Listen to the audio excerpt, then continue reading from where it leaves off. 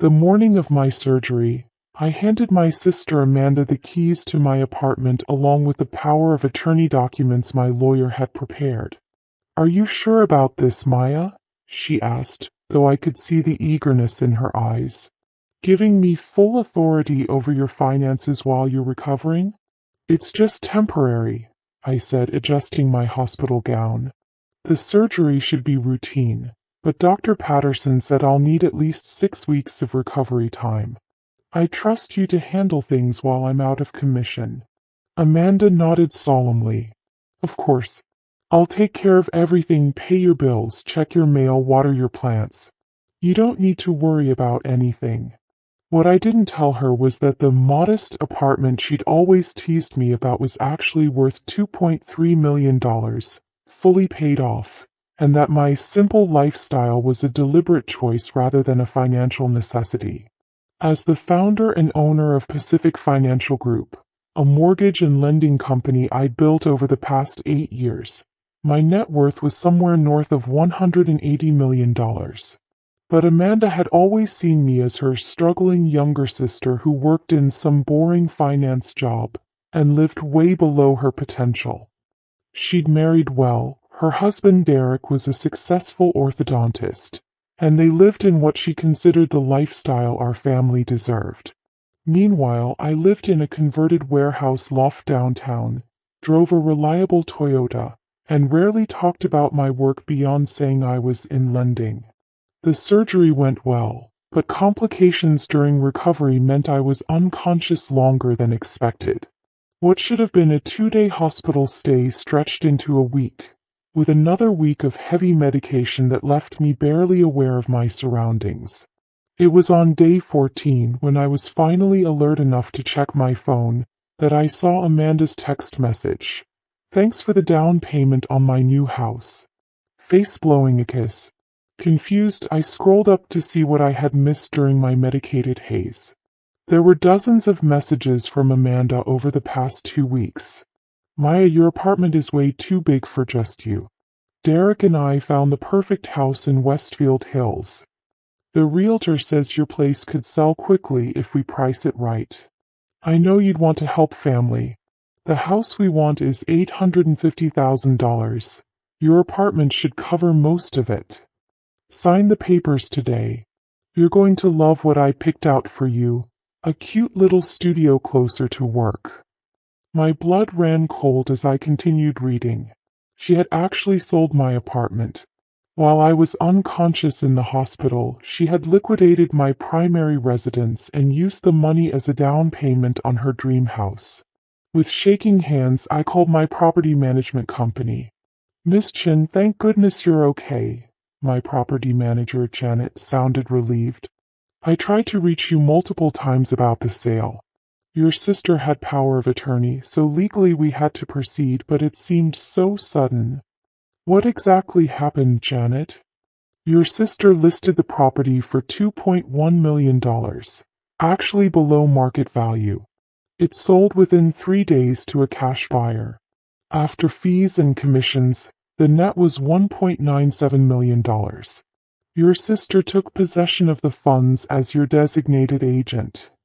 I closed my eyes, trying to process the magnitude of what had happened. "And where am I supposed to live when I'm discharged?" "Your sister mentioned she'd found you a temporary place. A studio rental in the downtown area, month-to-month lease. She said you'd be more comfortable somewhere more appropriate to your budget."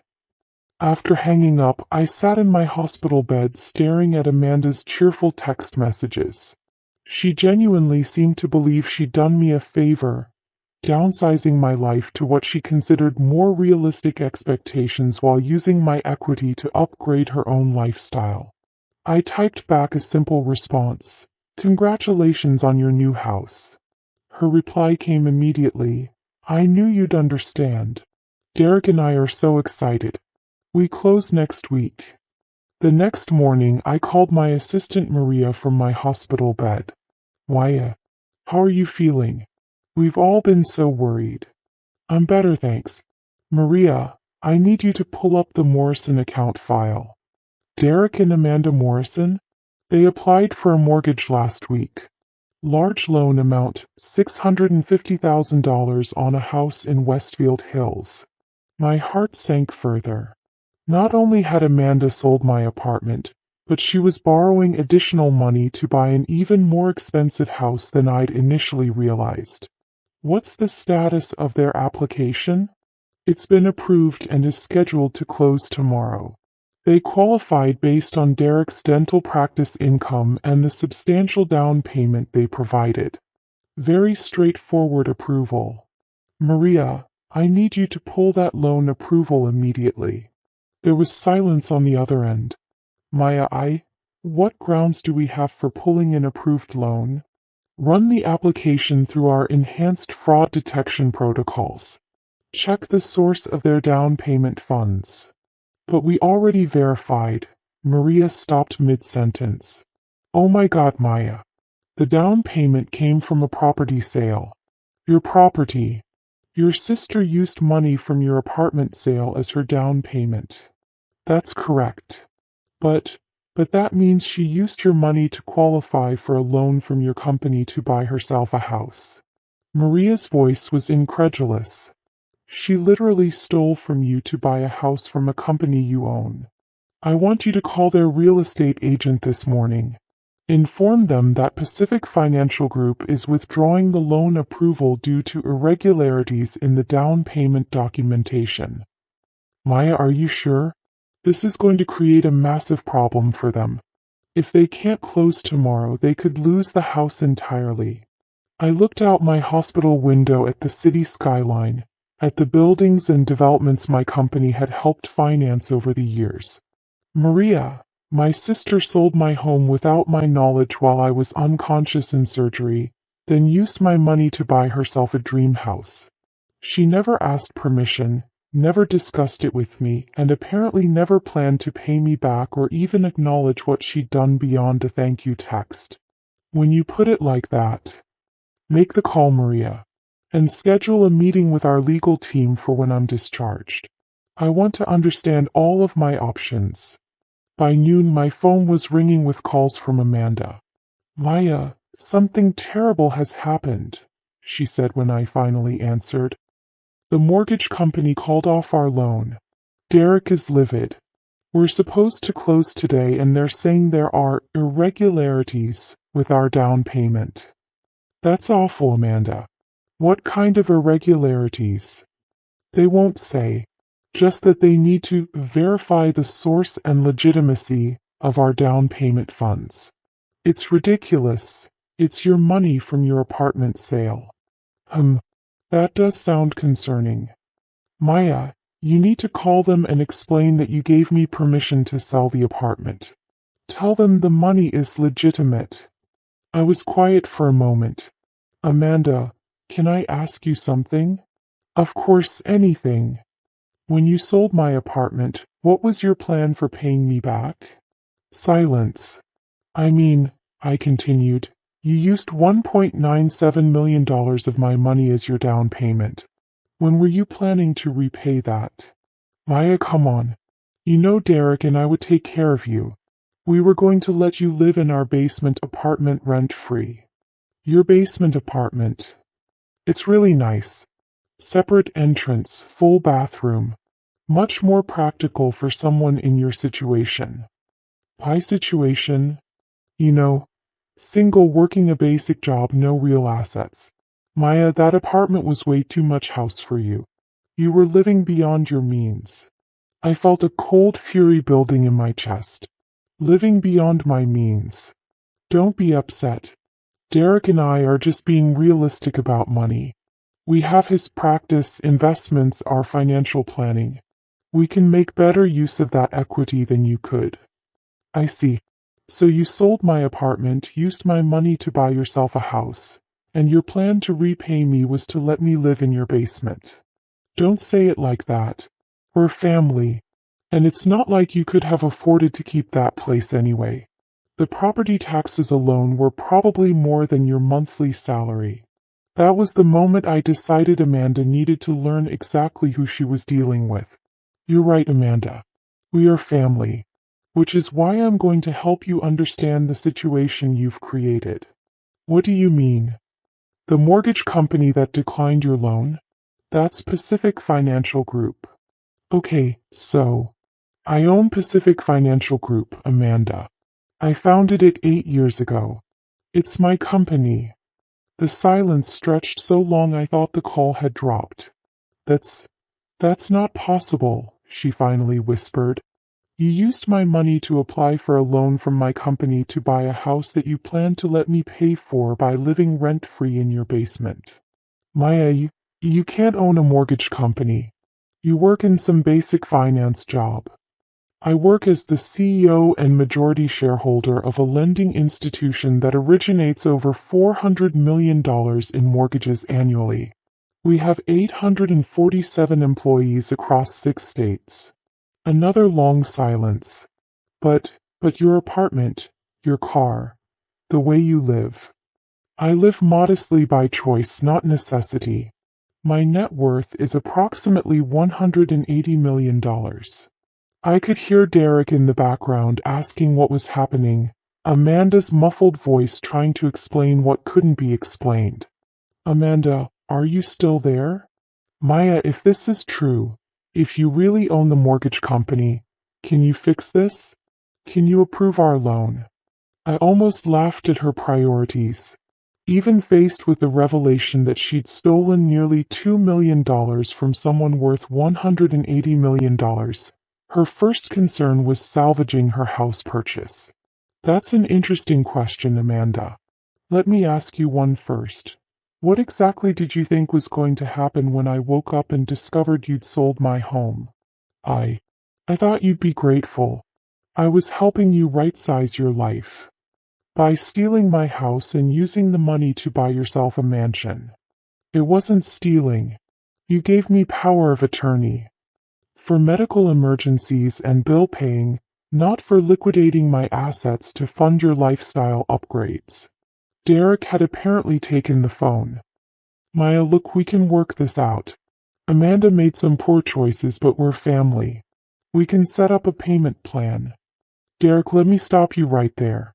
Your wife didn't make poor choices. She committed theft, fraud, and breach of fiduciary duty. The fact that we're related doesn't change the legal realities. You can't be serious about pressing charges against your own sister. I'm not talking about pressing charges, Derek. I'm talking about the natural consequences of Amanda's decisions. She sold my house without permission and used the money to qualify for a loan that she now can't get because the lender me is aware of the fraud. Amanda took the phone back. Maya, please. We'll lose the house. We'll lose our deposit, our inspection fees, everything. We might even get sued by the sellers for backing out. Those are the consequences of your choices, Amanda. But you can fix this. You own the mortgage company. Yes, I do. And as the owner, I have a responsibility to maintain ethical lending standards. I can't approve a fraudulent loan just because the applicant is my sister. Then what are we supposed to do? I'd been thinking about this question since my conversation with Maria. Here's what's going to happen, Amanda. You're going to return every penny of my money. Today. We can't. We already gave it to the sellers as a down payment. Then you're going to liquidate whatever assets you need to liquidate to get my money back. Sell Derek's boat. Sell your jewelry. Take a loan against his practice. I don't care how you do it, but I want $1.97 million returned to my account by end of business today. That's impossible. Then you're going to lose the house, lose your deposit, and probably face a lawsuit from the sellers. And I'm going to file a police report for theft and fraud. Derek's voice was back on the line. Maya, be reasonable. We don't have access to that kind of cash immediately. Give us time to figure this out. Derek, your wife had time to figure out how to steal from me while I was unconscious. She can figure out how to return what she stole just as quickly. What if we could come up with half by tonight and set up payments for the rest? I considered this. The full amount returned today or I file criminal charges tomorrow. Amanda was crying now. Maya, please. I made a mistake. I'm sorry. But destroying our lives won't get your money back any faster. Amanda, you destroyed your own lives when you decided to steal from me. I'm just declining to be an accomplice to fraud. But we're family. Yes, we are. Which makes what you did even worse. After hanging up, I called Maria again. How did the conversation go with their agent? Badly.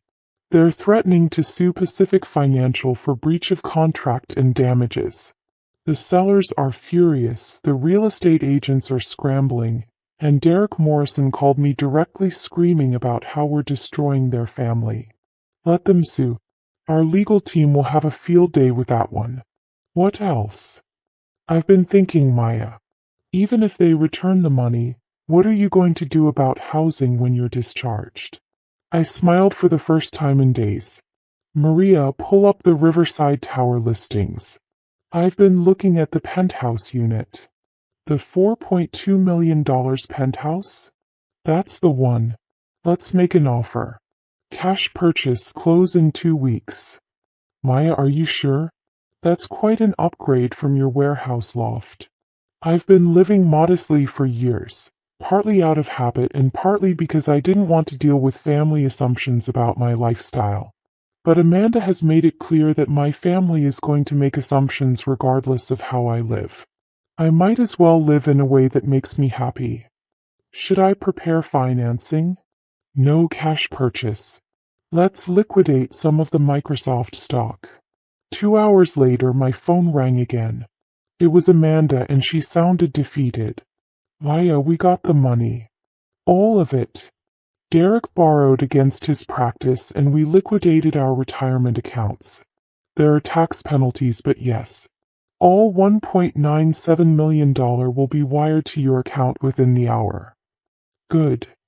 Maya, I need you to know that I really did think I was helping you. I genuinely believed you were struggling financially and that I was making smart decisions for both of us. Amanda, in all the years you've known me, when have I ever asked you for financial help? She was quiet for a moment. Never. When have I ever seemed stressed about money or complained about not being able to afford things? You haven't. So what made you think I was struggling financially? Because you live so simply. Your apartment was nice but not fancy. Your car is old. You don't wear expensive clothes or jewelry. You never talk about your work like it's important. And it never occurred to you that those might be choices rather than limitations? No, it didn't. Amanda, I need you to understand something. What you did wasn't just theft. It was a complete violation of my trust and autonomy. You made major decisions about my life based on assumptions you never bothered to verify. I know. I'm so sorry. More than that, you were willing to take what you thought was everything I had to buy yourself luxuries. Even if I had been struggling financially, taking my only asset to fund your dream house would have been unconscionable. She was crying again. Maya, how do we fix this? How do we fix our relationship? I thought about that question seriously. I don't know if we can, Amanda. Trust isn't just about money. It's about respect, communication, and caring about someone else's well-being as much as your own. But I do care about you. You care about me the way you understand me, which apparently isn't very well. You've spent years dismissing my choices, assuming you know what's best for my life, and treating me like someone who needs to be managed rather than respected. I never meant to make you feel that way. Intent matters, Amanda, but impact matters more. And the impact of your choices has been devastating. Derek took the phone again. Maya, we've learned our lesson. We'll never make assumptions about your life again. Can we start rebuilding from here? Derek, you can start rebuilding by treating me like an adult who is capable of making her own decisions about her own life. That includes asking before assuming, listening before judging, and respecting my choices even when you don't understand them. We can do that. We'll see. 3 weeks later, I was settled into my new penthouse with its floor-to-ceiling windows and panoramic city views. My doctor had cleared me for normal activities, and I was back to running Pacific Financial Group from my home office. Amanda had texted a few times asking if we could meet for coffee or lunch. I hadn't responded yet. I wasn't ready. The doorbell rang, and I was surprised to see Derek standing in my lobby via the security monitor. Maya, could we talk? Just for a few minutes. I buzzed him up, curious about what he wanted to say. When the elevator doors opened into my penthouse foyer, his jaw dropped. Jesus, Maya. This place is incredible. Thank you. What did you want to talk about? He walked to the windows overlooking the city. I wanted to apologize. Not just for Amanda's actions, but for my own assumptions about you. Okay. I've spent the last 3 weeks thinking about this situation, and I realized something. Amanda didn't act alone. I was part of the decision-making process. I knew she was selling your apartment, and I never questioned whether it was appropriate. Why didn't you question it? Because I assumed you needed the help. I assumed Amanda was the successful sister who was taking care of the struggling sister. I never considered that I might have it backward. I nodded. That's honest. Maya, can I ask you something? When you were building your company, getting successful, becoming wealthy, did you ever want to tell us? Did you want to share those achievements with family? I thought about his question. Yes, many times. But every conversation about my work got redirected or dismissed. Amanda would change the subject to Derek's practice or her volunteer work. My parents would ask when I was going to find a real career or get married. Eventually, I stopped trying to explain what I was building. We made you feel like your success didn't matter to us. You made me feel like my success didn't exist to you. Derek sat down heavily in one of my chairs. We were so convinced we were the successful ones that we never considered we might be wrong. Success isn't a competition, Derek. There was room for all of us to be successful in different ways. But instead we made it a hierarchy, and we put ourselves at the top without ever asking where you actually belonged in it. Yes. Maya, Amanda is devastated. Not just about the money or the house, but about realizing how badly she misunderstood you. How badly we all did. I can imagine. Is there any way forward for our family? Any way to rebuild this relationship? I looked out at the city, at the skyline that included buildings financed through my company, investments that had grown from my understanding of markets and risk and opportunity. Derek, I don't know. What Amanda did was a profound violation of trust. But more than that, it revealed years of assumptions, dismissiveness, and disrespect that I hadn't fully acknowledged even to myself. We want to do better. Wanting to do better and actually doing better are different things. What would it take? What would we need to do to earn back your trust? Start by getting to know who I actually am instead of who you assumed I was. Ask questions about my work, my interests, my goals. Listen to the answers. Treat me like someone whose opinions and choices matter. We can do that. Can you? Because it's going to require acknowledging that the sister you thought you knew was largely a fiction you created. The real me is someone who built a multi-million-dollar company, who makes complex financial decisions every day, who has been successful on her own terms for years. Derek nodded slowly. That's going to take some adjustment. For all of us. I'll have to learn to trust you with the real me instead of hiding behind the version you expected to see. Maya, would you be willing to have dinner with us? Just to start talking? I considered his request. The anger was still there, but underneath it was something else. A longing for family connection that I hadn't realized I'd been suppressing. One dinner. But Derek, I need you to understand something. I'm not the same person who went into surgery 3 weeks ago. What happened changed me. I'm not going to hide my success or downplay my achievements to make other people comfortable anymore. Good. We need to see the real you. even if the real me makes you uncomfortable sometimes. Especially then. After Derek left, I stood at my windows watching the sunset paint the city in shades of gold and orange. Tomorrow I go back to running my company, making decisions that affected hundreds of employees and millions of dollars in lending. But tonight, for the first time in weeks, I felt something I hadn't expected. Hope that maybe, eventually, I could have both success and family, without having to choose between them or hide one to preserve the other. My phone buzzed with a text from Amanda. Derek said you might be willing to have dinner with us. Maya, I know I have a lot to learn about who you really are. I'm ready to listen. I typed back. Saturday, 7 p.m. The Metropolitan.